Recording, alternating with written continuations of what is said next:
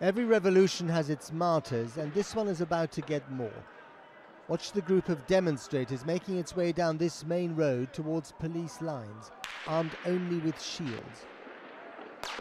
The shots were well aimed, a sharpshooter's handiwork, crucially using live rounds, not rubber bullets.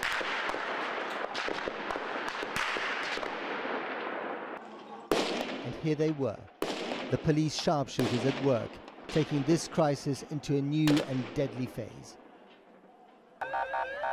Minutes later, we came across the aftermath on Independence Square.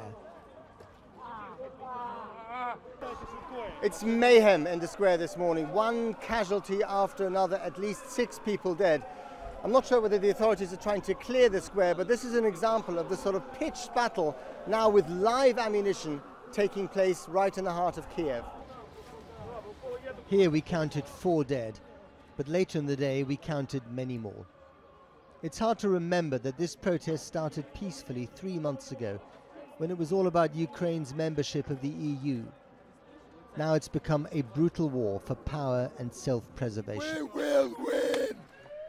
We will win! Another row of bodies. On one of them you can see the hole left by the fatal police bullet in his flak jacket. The open casket bears the body of 22-year-old Alexander, an architecture student and demonstrator. He'd been shot in the head, probably by a government sniper. Remember this image and these faces. It's because of them and the president turning his guns on his own people that everything else you're about to see was made possible. So this is the president's compound, which is huge, and this is his actual house. Today, a revolutionary flash mob. Until last night, this is where the president and his family lived, a private zoo. The peacocks, inevitably, and then the ostriches. They were rather confused. They'd never seen so many ordinary people. No enemy in sight. People in Sebastopol loved the Russian military. The armoured vehicle was manoeuvring in the centre of the city today. It's not clear why. This is what makes people here in Crimea feel secure. Russian naval and military power. But it terrifies people in the west of Ukraine. They fear that the Russians might even invade. Here, they say that President Putin is their only salvation. The police struggled to hold them back. The crowd was surging forward, trying to force their way into the Crimean parliament. On the one side, Russians, many of whom would like Crimea to secede from Ukraine. On the other, Crimean Tatars with their pale turquoise flag, who support the new order in Kiev and are largely hostile to Russia, which they see as their historical oppressor.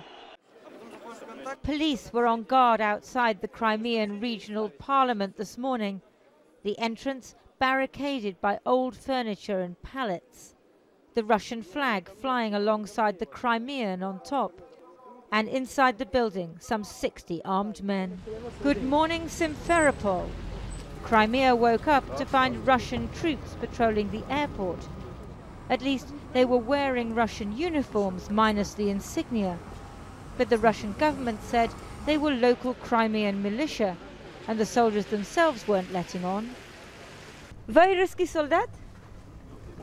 Are you a Russian soldier? Вы русский солдат?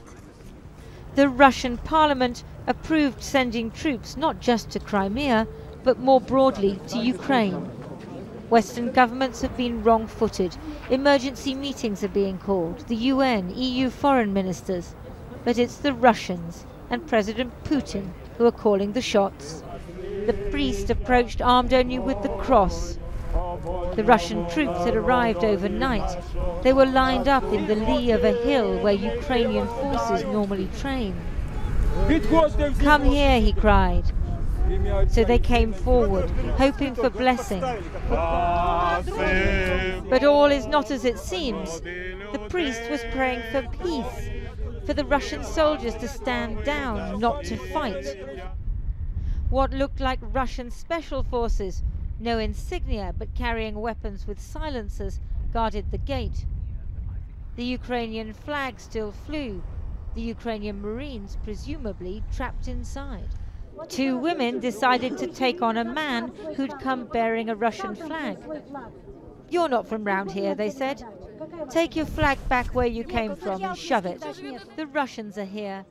But in this one Crimean village, people are praying that now the soldiers have come this far, they go no further